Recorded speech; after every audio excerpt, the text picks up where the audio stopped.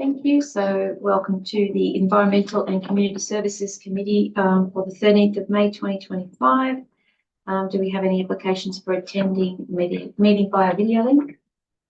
No councillors. No, councillors. Matt's got a list of some applicants that may wish to join, I think. That's correct. Through you, Madam Chair, we have Heidi Woods and Greg Hill who's speaking in relation to ECSC 0.5.1, the DA 168 of 2023. Okay, thank you. Do we have any apologies? Neil received. Disclosures of interest? Neil? Neil participates, public participation? Yes, so Madam Chair, we have, as I said, Heidi Woods and Greg Hill, and we have an application from Stephen Gowan in relation to the same DA 168 of 2023. Okay, so no site inspections. So shall we do public participation first? Yep. Okay. Who would you like to go through? Who could go first? Stephen Gowan? Yep. 5 minutes. Yes, got 5 minutes, Steve. There's no lectern, so I'll stand. Councillors and also guests, I addressed this committee on the 11th of March this year, explaining why this proposed motel development should not be approved in its current format. Part of the development encroaches on an unnamed laneway and effectively blocks heavy vehicle access to 3 adjoining properties in Murray. The report prepared by council staff for this meeting today focuses solely on whether there is an unregistered easement over the unnamed laneway, but that's hardly the point. The report fails to consider the likely social and economic impact of this proposed development, which it would have on local businesses and the wider community. It's unclear from that report whether council consulted the proponent about the encroachment into the laneway or just sought legal opinion. Regrettably, I feel the council has seriously failed in its duty to secure this laneway for public use.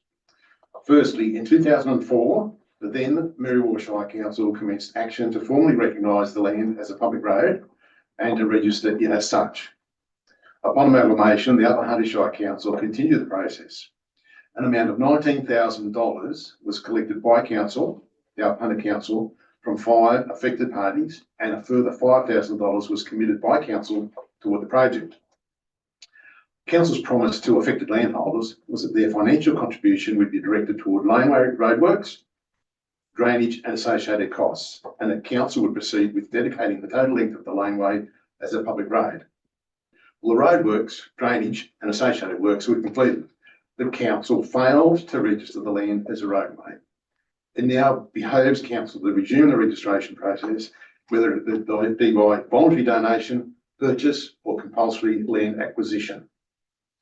Secondly, in 2010, council approved a development application which was to subdivide the subject land to facilitate the dedication of a portion for the purpose of continuing the unnamed lane.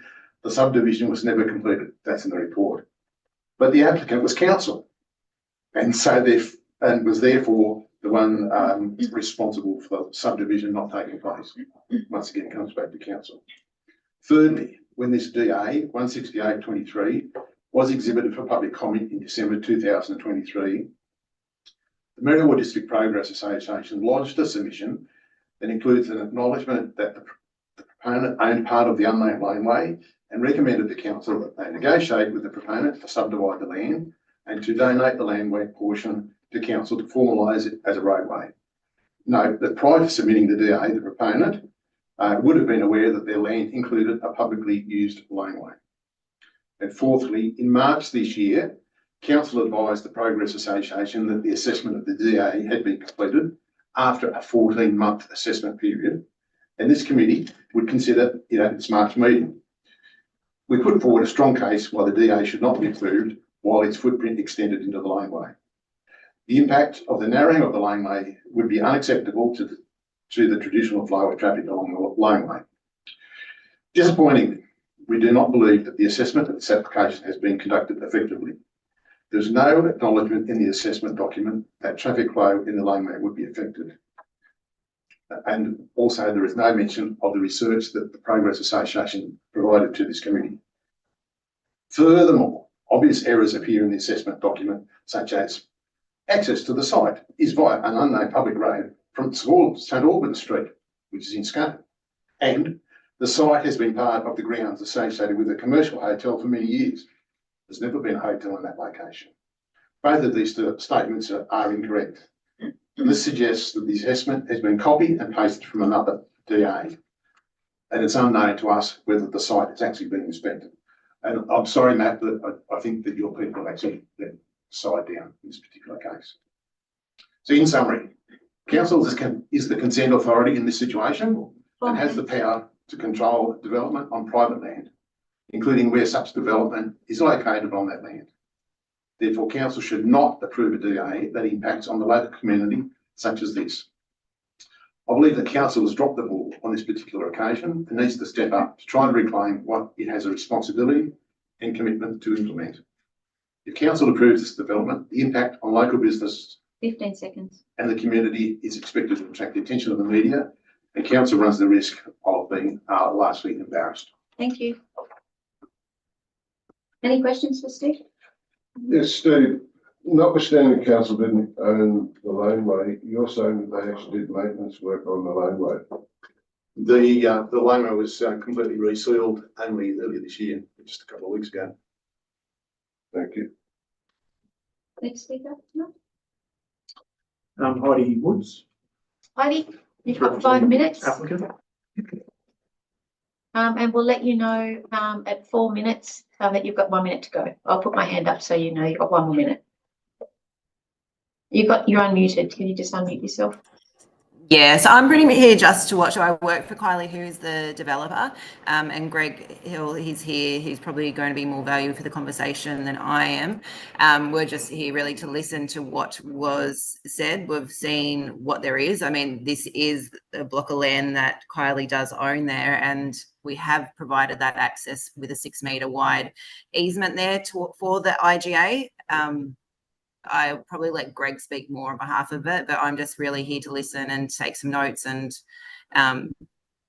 see how it goes. But Okay, thanks, Heidi. Do we have any questions for Heidi? No. Or any more, Matt? There's one more. Greg Hill. Hi, Greg. Would you like to speak? As I said, once 4 minutes, I'll put my hand up for you. Thanks, Madam Chair. So I'm the architect for the development. The land is a full block and it's not encumbered by easement, but we understood that there were access issues to adjoining properties. So we allocated 6 metres at the end of the block to allow that to occur. So that could be a continued use. The 2 blocks directly behind that already have a 10-metre easement over them for access. So we've also run some auto turn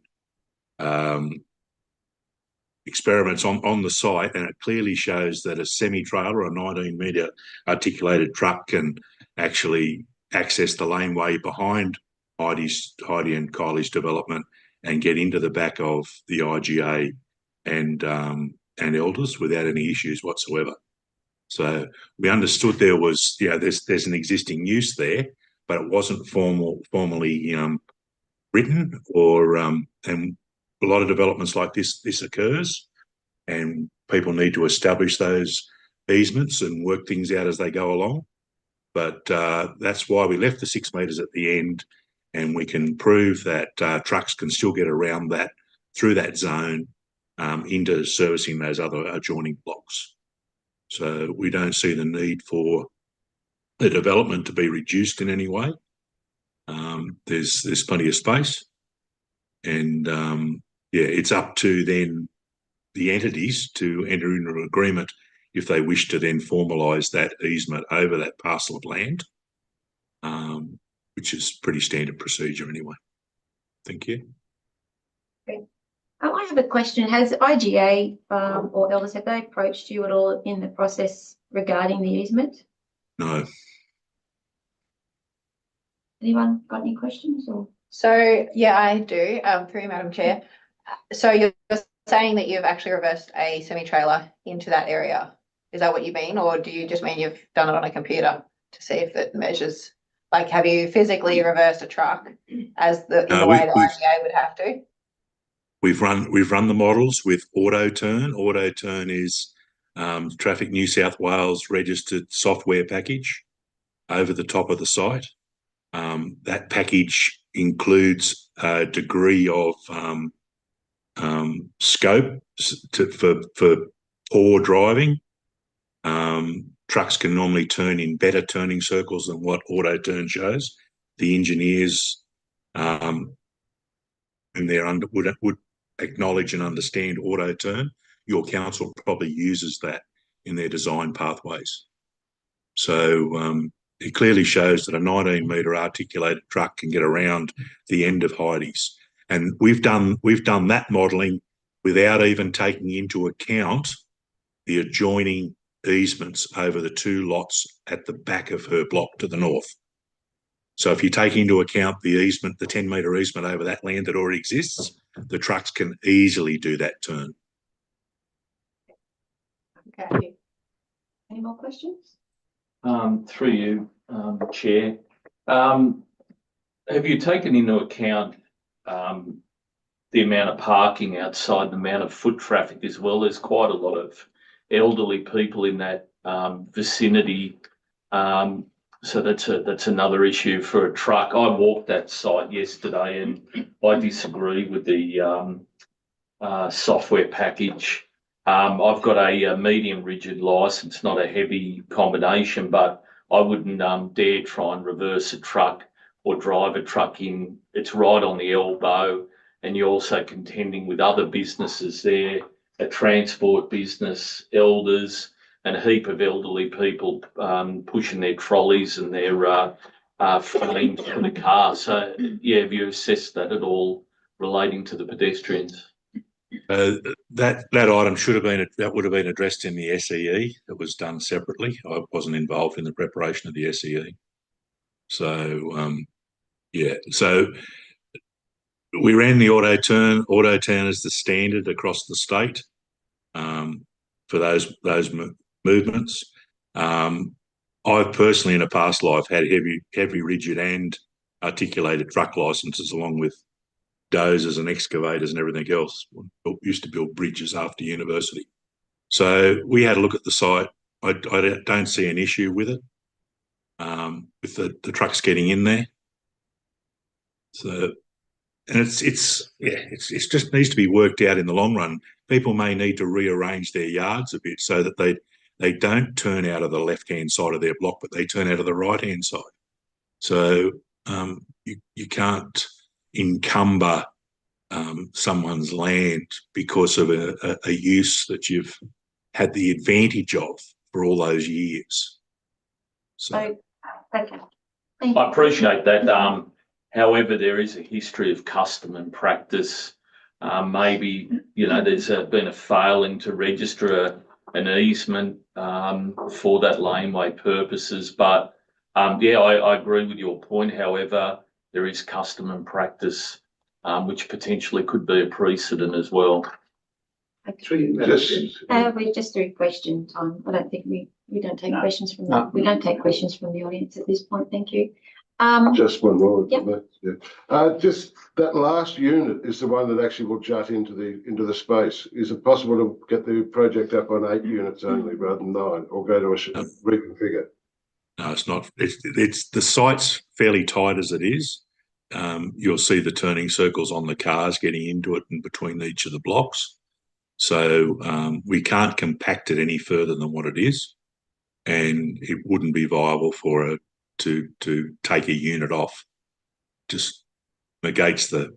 I'd say there's a very good chance that Kylie would pull the pin on the whole project if council insisted that one of those units goes. Okay. All right. Thank you, Greg. Thank you for your time. So we'll actually go to move this. So we're looking at ECSC 0.05.1, Development Application 168/2023, Tourist and Visitor Accommodation. The second mover. Thank you, Councillor Stoltz. Second. Thank you, Councillor Clout. Any comments? Discussion? Through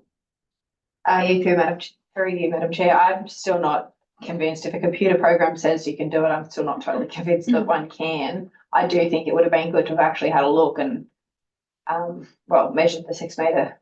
I don't know, it just seems, it is a really tight area, and even if customers had to not park out the back and it was just for truck access only, it does seem like quite a tight turn. That initial bit entry into the back of the IGA is my main concern.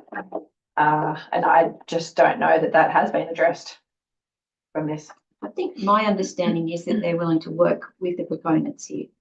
That's the message I was getting. So I think that'd be a conversation that they'd be happy to have.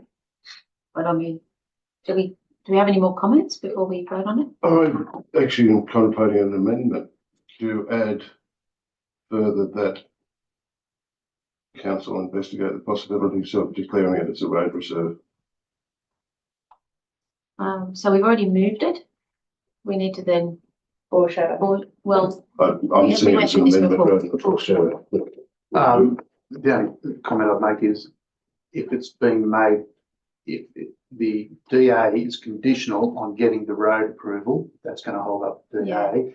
If they're two separate resolutions, probably not an issue. We can investigate that and bring a report back to council. But if it's going to be conditional on the DA either getting approved or not getting approved, depending on the outcome of the road, then that's going to be could be a significant delay to the DA. I'm happy to move it in terms of Two separate. no, do the investigation, not that it impinges upon the development stage. Right, I said you want to put a resolution in with this. Well, I believe the resolution is at the staff recommendation first as Yeah. point one, Yeah. and secondly, council follow up, investigate the likelihood of was it a road, dedicating that section as road. Yeah. I mean, there's a whole heap of issues associated with that, and I don't know how long that will take, but So in principle, we're going to recommend, we're going to approve with the second point that there is an investigation. Into how big of a road? Because if the same thing, if they're already saying there's 6 metres there, I think that's beyond, so 6 metres plus the 10 metres, I think they said. So I they mean, The that- 10 metres allows a swing is probably. From what I but the understand, 10 there is the metres 10 got trees in it. the trees would have to be removed. Yeah, if that was. Okay, so are we happy? I think you moved it, so you're happy with that resolution? Yes. You're happy with that as a seconder? Yeah. Okay, through the chair, just to note though, it's not enforceable as such, it's only investigation. No, If the opponent agrees, then we can work. That's right, we have no powers other than compulsory acquisition powers, which would need to come back to council as a resolution. Correct. So, Madam Chair, just a question from Matt.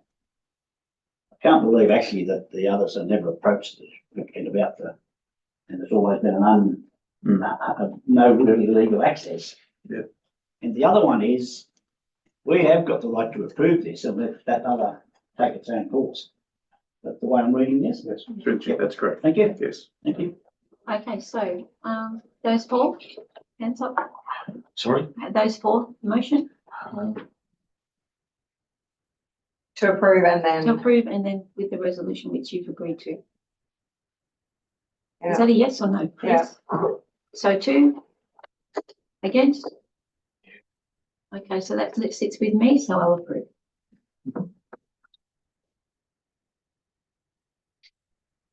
Okay, so we're moving on to ECSC 0.05.2, planning appraisal, various amendments to Upper Hunter Local Environmental Plan 2023.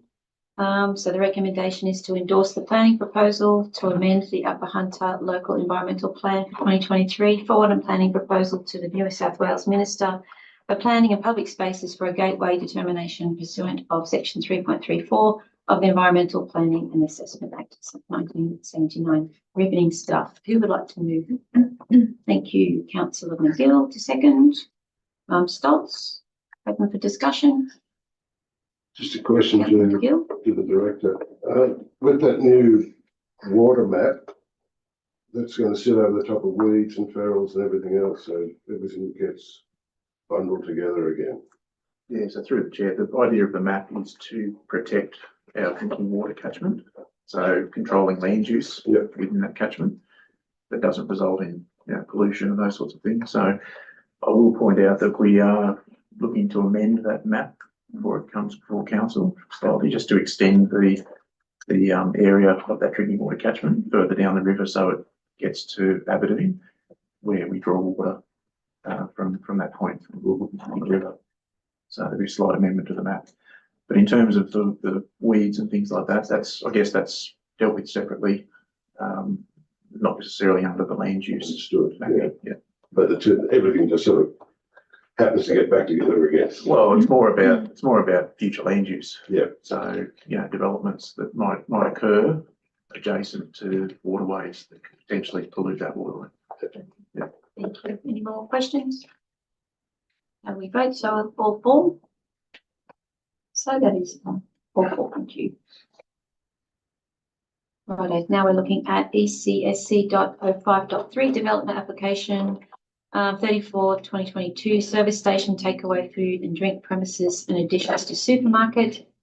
So the recommendation is to recommend approval of this DA, and this is in 182 McQueen Street, Aberdeen, subject to conditions of consent in attachment. Who would like to move this? Thank you. Councillor McGill, second Councillor Stoltz. Open to the floor. Any comments, questions? Yes, Councillor McGill. Just concerns about the trading hours. In the supporting paperwork, it suggests that there has been no lockdown on that, but then further on in the paperwork, it suggests that 6 AM to 9 PM are the hours. So I just want to confirm that that will be the hours. Thank you for raising that. I was about to point out condition number 50. Yep. In the conditions of consent. There's a slight change to the wording compared to the version you've got there. The operations of the development shall be limited to the following hours, and it's 6 to 9 PM for all of those users on the site. Yeah. So that's spelled out, which is good. Yes. And just through you, Madam Chair, Yeah. so if the drainage issues from last time have been resolved, they've Correct. gone to a bigger pipe. Yes. So our engineering team has reviewed those designs and are satisfied. There won't be any issues. Okay, thank you. So is that all? So we're ready to vote. Those Yeah. four? All four, say aye. And I believe that concludes our meeting.